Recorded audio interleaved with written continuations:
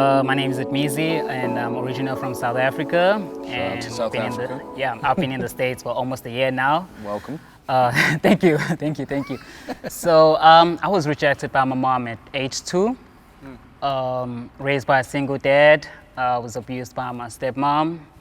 And at the age 12, my dad passed away, and I had to live with my dad's family, whom I didn't know nothing about. So as time went on, also I was rejected by my dad's family, whom they spoke negative things in my life, like I was born by mistake, that I would never amount to anything in life, and I was just useless. So I also started believing that, and because of the negative effects that they spoke into my life, I tried to take away my life several times, and that didn't work. And fast forward down the line, I met friends who invited me to church, and that's when I got to hear about this God who loves me and has great plans for me. And that's when I decided to give my life to Christ, and that's why I am here today. Wow. Yeah. Wow. Thank you for sharing that. So my name's Cathy Samaria, and goodness, this whole subject of being in the wilderness, isn't that pretty much our journey on life, and how you maneuver that with God. But the short version, because Camilo said 30 seconds, tell your story in 30 seconds. I'm like, what? So we moved to Atlanta from Connecticut about 30 years ago, so I consider myself a true Southern belle now. We raised our kids in Milton, Georgia. We have 4 children. I have 2 boys and 2 girls, and the first boy and girl are from my first marriage, and the second boy and girl are from my current marriage, which is 27 years, married to a funny Brit, so sort of a South African deal. And we, in my growing up, I never was told about Jesus, really. We moved around a lot. And so in the midst of that, I'm the oldest of 5, I somehow missed the whole church thing, and no one told me about Jesus. And that changed in 2002 when a couple ladies, back-to-back days, walked into my shop and asked me if I had a church home. And I can't help but think about the power of invitation. And both those ladies didn't know that would change the trajectory of our family's lives and our next generations, but they have. And so we found this little tiny church in Milton, Georgia, and the Lord gave back all the years that the locusts had eaten away, and we lived up at that church, a little United Methodist church in Milton, Georgia. And then in the midst of all that, as the kids grew older, we collided with passion, and we've been here since the beginning days of Passion. And I think I've been a door holder at Conference 9 years. My passion's the next generation, and I'm so grateful for the opportunity of getting to be a leader with the college kids. That's just a privilege. And so fast forward in 2016, on April 27th, 2016, our youngest daughter, Christina, we called her Teeny, was a sophomore at UGA, and it was their spring semester, and they were winding down, getting ready to study for finals. And one of the bucket list items at UGA with your small group was to go and visit the Iron Horse, which is a statue in the middle of a field in Watkinsville, about 15 minutes off campus. And so Teeny and her 4 best friends went off campus, and it was dusk, and they laughed and singed, and just full of joy. Some students were there and actually saw them that night and prayed. And on their way back to campus, the driver lost control of the car. We'll never know what happened that night. She wasn't speeding. Nobody was doing anything wrong. They were just praying together. And Teeny and her 3 best friends went hand in hand to be with Jesus that night.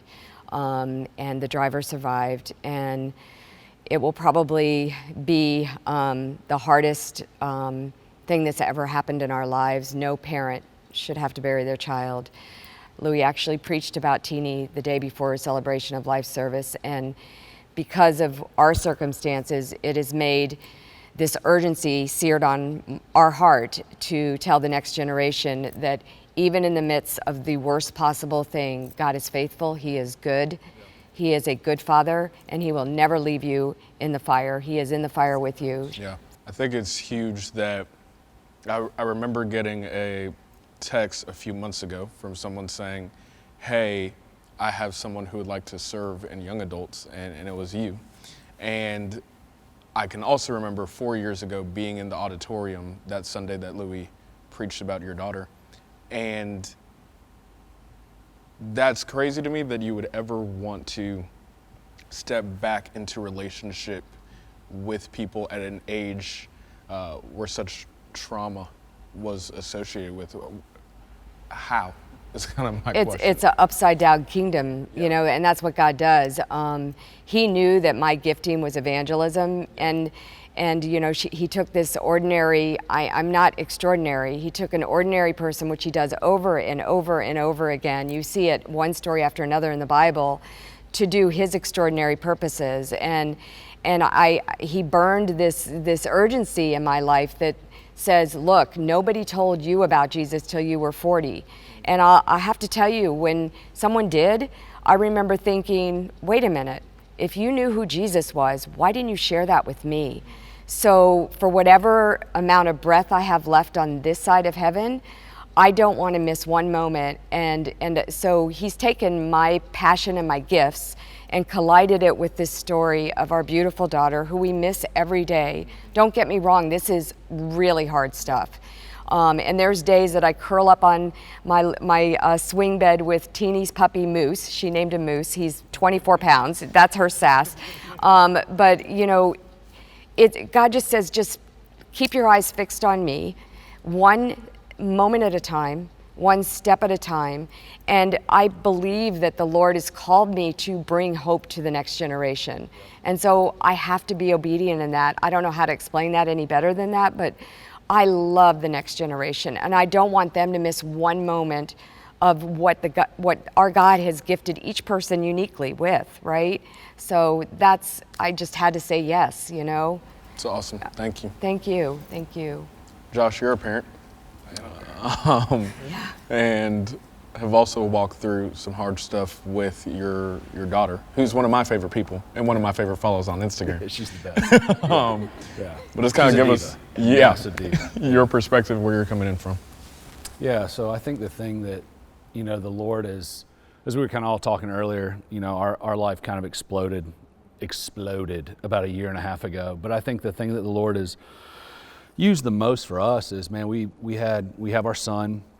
He's 17 years old now, but we tried to have more kids, and we had 2 miscarriages. And then we have our daughter. It was a total normal pregnancy. And we go in for a C-section, which is like, if you're a parent, you have a C-section, it's the weirdest thing ever, because you're like, it's like you're going to Publix. You're like, all right, come back with a kid. And so we were driving to the hospital, and everything was fine, everything was normal, and they bring her out, and they have to basically resuscitate her in the room. And then she spent the next 3 months in intensive care. We did $1 million worth of testing on her, everything. We mapped out her entire genetic sequence. Everything came back normal. Like she up until 2018, she was totally undiagnosed. And so I think it was about 2018, they came out with new testing. She gets her first ever diagnosis. She's the 12th known case in the world. And yeah, I mean, it's just the craziest thing. She has, sleeps on a ventilator, tracheostomy feeding tube. We have 2 mobile wheelchairs in our house now, so she just like destroys our furniture. That's all she does with them. Like, you might as well have battering rams on them. And yeah, man, it is a journey. I mean, it is a constant journey, and it's something kind of like what Cathy was saying, like, you know, I think so much of suffering, we think in ourselves like, okay, when I get to the other side of this, or when I get through this, or when, you know, when God finally says yes to that prayer, like sometimes that yes isn't going to happen until the other side of eternity. Yeah. And I think for us, man, it's just been this journey of, I tell everybody, one of my favorite quotes ever is Charles Swindoll. And he said, when God wants to do an impossible task, he finds an impossible man and crushes him. Leave room in your life for the crushing of God. It's the curriculum he uses to create a leader, just nobody wants to talk about it. And he said that at Catalyst one year as our daughter was in the hospital, and I was sitting next to one of my best friends who you know, Jason Laird, and just weeping. Because what I realized is the suffering and the trials and the hardship, it's actually, unfortunately, probably one of the greatest things that God uses to shape us into who he's calling us to be. Yeah. Why, for those who don't know, you're a pastor. have been for how many years? 16. 16 years. Why stay in pastor? Like for me, not even that. How do you keep your faith through that? Because to me, it's almost like, why am I going to stay on this journey with you if it doesn't seem like? Well, does that make sense? Yeah, I think too. Like, so y'all get the version of me now that's 12 years after. Yeah. The first 3 years was I didn't know what I believed anymore, and I never questioned did God or Jesus exist. I didn't know how they worked anymore. And then what you start realizing, so my wife is the type of person, she was like, God's got this. Well, I'm a preacher. So I'm like, maybe, I don't know, perhaps he does, you know what I mean? Like, and then when people are like, hey, and I'll tell you what really screws you up is when you pray for someone else to get healed and they get healed and your daughter's still in a wheelchair. That's when you're like, okay, this is a mess. And so I went hardcore, like, theological. And I'm a man of extremes, as my wife says. So I went hardcore, like, name it, claim it. If I do it, God's going to come through. He's going to answer this. Well, then that doesn't always work out that way. So then I go hardcore, like reformed. Like, why do I even need to pray? God is, sovereign. He's over everything. Like and I got to the point where I could argue everything scripturally, biblically, theologically. And I just ended up way more confused. And what I came to was, God, if you're doing something on this side of eternity, then I don't understand. It's not because you're not big enough or good enough. It's that I'm not able to understand it. So I just choose to trust you, Jesus. It's so interesting that you're talking about this because one of the first chapters I went to right after the accident was Job. Yeah. And I'm like, okay, I'm going to read this. And, at the end of Job. I have a tattoo sleeve of Job. Okay. Yeah. That's crazy. That's what it is. It's Job. Yeah. My mother, if she's watching this, I'm sorry. I have tattoos too. Yeah, go girl. But I got, you get to the end of Job and Job doesn't get the answers. And so what are you going to do? Are you going to grieve with hope and faith and believe that God is making this majestic, beautiful picture even in the midst of all those broken pieces in the tapestry of his goodness? And one of the things that I learned too was when, because I was a pastor and you kind of have this thing like, but Lord, I'm working for you. Like you should I'm your guy. Like, you know what I mean? And so then you have to come to this place of, there's so much out there in the Christian world. We were kind of talking about TV preachers and everything before a little bit. Like there's so much Christianity out there. And one of the things that I learned through this, and people can take it for what it's worth, there's a lot of pastors and preachers and authors out there that write and say things that are not always 100% biblically accurate. They just sound good, and they make us feel safe. And what we end up wanting to do is we end up wanting to make God the cosmic Coke machine. That if I do this, or if I pray this, or if I say this way, Lord, then you will do this.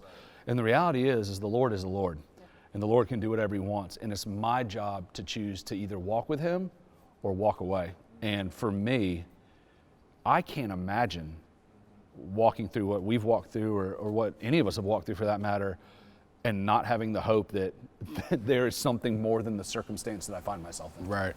So. Amazing. Hayle, you have been such a faithful just part of PCC College and now PCC Young Adults for years. And I don't know if people would know all that you've walked through recently and all that you've walked in the past year and a half. Could you just share a little on that? Yeah, that's a great question. Just to fill everybody in as far as kind of what my last year and a half has looked like was, so I went to go to the hospital. My little cousin was airlifted to the hospital. He was in a car accident. So I was the closest family to the hospital. And so I went on down to the hospital, and when I'm there, they don't know what it's going to look like with him waking up. He actually got hit by a semi. Holy cow. And I'm there holding his hand, and he's not a believer, but I'm holding his hand, and as he comes to, his name's Patrick, and I was like, Patrick, you're going to make it. God still has His hand upon you. And what they say happened in that moment was I went into having 4 grand mal seizures I thought they were saying like grandma, you know, like your grandma, but that's not how you spell it. You can look it up if you want, but it's the worst type of seizure that you can have. It either comes from people with epilepsy have it, but it also is something that could come from a stroke. But also a brain bleed is something that could cause these moments as well. And so I woke up in the trauma room at the emergency room with 10 doctors over me. And they have my phone, which they called my mom actually, and they're like, has she had a history of brain injuries? In my story, I do. And so I've had 10 concussions. My last one was I fractured my skull. And so all of a sudden they're trying to figure out what is wrong. And all of a sudden for me, what was a reality is now shaken. And I think for unpacking that was a series of tests that kind of went on to like, what's wrong? Like, what happened? Did anything trigger? Is this going to be the new normal for my life? And I think what happened for me fear began to come hard, and doubt become hard. At it is like, yeah, this is going to be your new norm. You thought you had your life figured out, and you thought it was going to go this direction, but this is actually going to be what it is. So sit down, girl. And I think for me, it was a huge intersection in my life, because why even have faith if I don't have faith in this moment? Why have faith in the good times if I don't have faith in the hard times? And is it harder to have faith in the hard times? Yes, but I think in that moment is a moment for all of us as believers that God is trying to teach us something more about himself through the hardship. And that was the case for me, 100%. But what's crazy was, in the middle of that happening to me, my parents are going through a divorce. One of my grandparents has cancer, and the other one actually had a bleed in her brain. And there was a lot of different other pieces that were happening in that moment. And so you're right, Kim. It wasn't just one thing that happened. It almost felt like somebody put a dump truck of stuff over me in my life in this moment of like, here you go. Speaking of Job, I was Handle like, it, yeah. okay. And that was me. And I think for me, what I had to run to, Kim, is what the Lord had told me in other seasons. And I think so often you look at this age bracket of young adults and this 18 to 25-year-old bracket, and a lot of us would say at that age, yeah, I'm a believer, but I think what God was instilling in me in this moment that I would love to share with everybody is, what does it look like to fight? Because in this moment for me, the Lord was instilling in me, hey, I taught you how to fight in another season through another hardship, but I need you to carry that same thing that you learned into this one. So use the word of God. Let that be where you run to. Let that be your sword to help you fight in the darkness right now. And so for me, Kim, like that's what happened. Like in the moments when I wanted to give up, when I'm crying on my floor and my chest is pounding out of my heart. Because I just can't breathe, and you're like, what is happening in my world right now? In that exact moment, I just would encourage whoever's listening, what the Lord encouraged me to do in that moment was just to choose him. For that night, choose him. What it might look like is reading through Psalms and rewriting it in your own way, and maybe turning it even into a prayer, and letting that be the very breath that gives you breath in this moment. So I think for me, it was a massive intersection that the Lord was not only testing my faith, but he was showing me that it's bigger than me. Haley's about to preach. Yeah, She's right on the cusp. She's right on the cusp. She's about to stand up. There's some messages that I feel like we teach from watching other people go through, but there's some things that only once you have the battle experience personally, when you've walked through it and you've seen God in a whole nother lens, you know what I'm saying? Yeah. Like you're like, oh, he's coming out with passion, but it's only because I lived in it in the moment of choosing. Admezzy, for you, how do you look back now? You tried to take your life several times, and coming from a really broken situation where some people would say, I would get that. I would get being that broken that it would seem like that was the only option. How do you look back, because you didn't know the Lord then, is what I find interesting, but how do you look back at what he was doing in that time and where you are now? Where do I start? Before being saved, if someone would come to me and say, man, you had a rough life, so if you had an opportunity to go back in your past and change anything, what would you go and change? I'll probably say a lot, man. I'll tell them that I wish my mom never left. Basically everything that I went through, and I would tell them I wish my mom was there, didn't leave me, and all those kind of things. But now, after being saved, and that person comes with the same question, I would tell them, man, to be honest, I would never change anything. Because before diamonds is out there in the store, you go and get it as a diamond, it goes through a lot of pressure. And that pressure shapes it into becoming that diamond that you see or you have on a ring or wherever it is. And I am so grateful because it has made me stronger. It has made me the person I am today, that I am proud of my faith and what God has done through me. Yes, back in the days I had questions like, but why me, God? Like, why me? Like, it was always a why? And I remember after several attempts of trying to take my life, the following day, just the last day after I tried to attempt, that night, the following day, it just didn't happen. Something came a distraction, but at the time, I heard a voice saying, I love you. And I was like, what's that? Who just spoke? And that's when I stopped. But the following day, I had a kid that I used to be friends with and just chat and share some stuff with him. He came to me and he was like, Admezzy, you tried taking your life. I'm like, wait a minute, where are you coming from? And he's like, yeah, I had a dream, you trying to take your life away. I was like, okay, now this is getting weird. And he was like, I want to just remind you about Job. There's a story about Job in the Bible where he loses everything, and that his wife even encourages him to just curse his God and just die once. But Job didn't do it.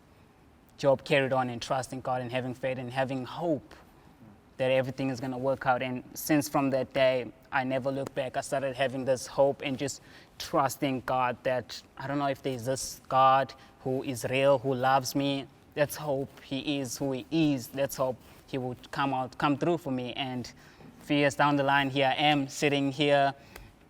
And if I can't imagine had I done that, where would I be today?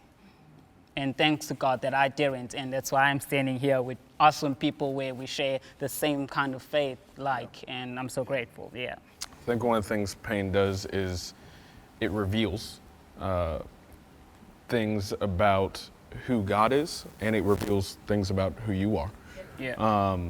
Josh, for you, just what are, over this past 12 years, what are things you've learned about God that you were just like, I didn't know that? You kind of touched on it earlier. Yeah. We're going there, but he's super patient.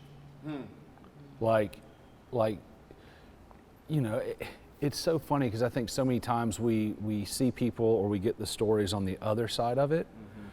You know, like when the victory's been won or the story's complete or whatever. Like, you know, take this for what it's worth. There are a lot of times that my prayers involved a lot of cuss words.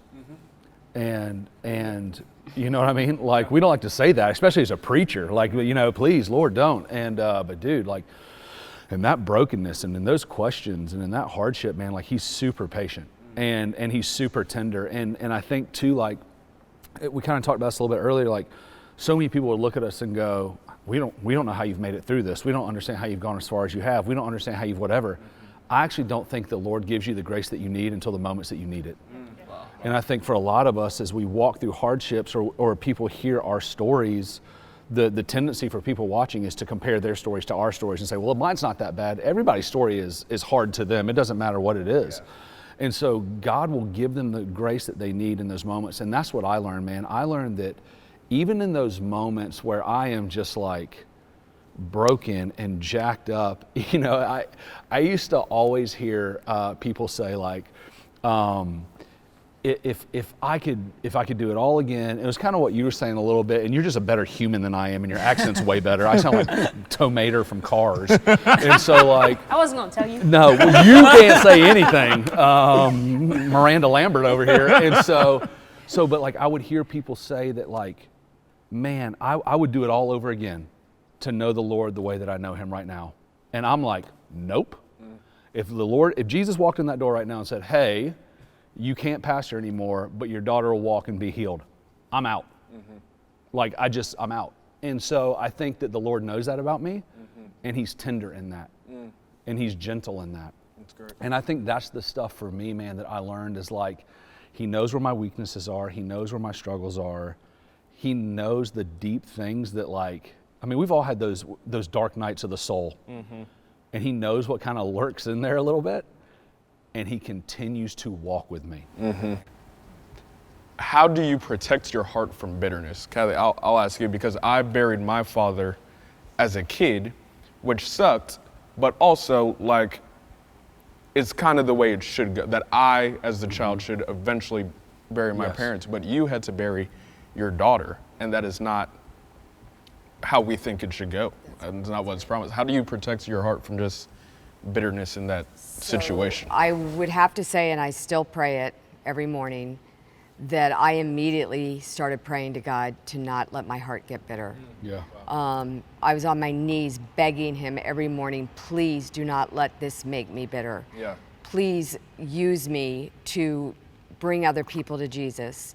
Please let me take the life that Teeny lived her 19 years, more than some 90-year-olds live their life, right? And let me point them to Jesus however you want to use me.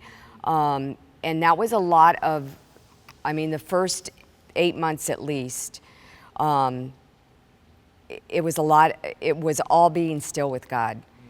And it was being quiet, it was listening for him, I wasn't doing anything. It was being with the Lord, and that is probably some of the sweetest time I have ever had. And it's no mistake that one of the songs that Teeny wrote is called "Be Still," and I have her handwriting is on my wrist, "Be Still," and it's Psalm 46:10. She used to write on her wrist with Sharpies.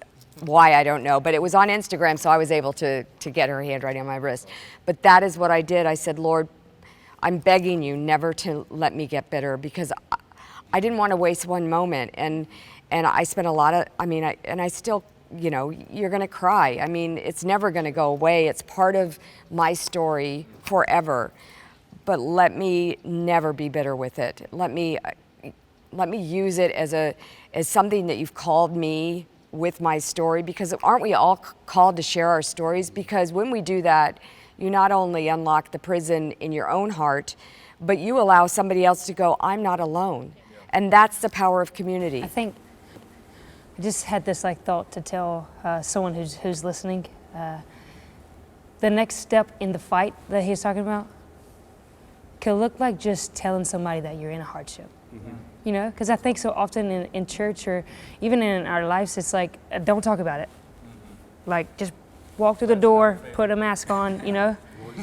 And I think in my life in the last year and a half, the moments when I allowed community to be in my life, it took me to come through the door in the room and weeping. But it was like, hey, right now I don't have the strength to pray, but can y'all lay hands on me? Can y'all pray? You know what I'm saying? So the next step for someone in the journey, as they don't give up but continue to go around the 100-mile course of our life, or the journey of our life, it could look for someone to just begin to articulate it in the only way that you can, of to your community, of y'all, I'm at the point where I actually want to quit, but right now I need y'all. Can y'all step into my life in this moment? Can y'all sing over me? Can you pray over me? And I think in those moments when you're able to be honest with a community, you may have thought that you were going to quit, but your community around you's not going to let you quit. You know? That's awesome.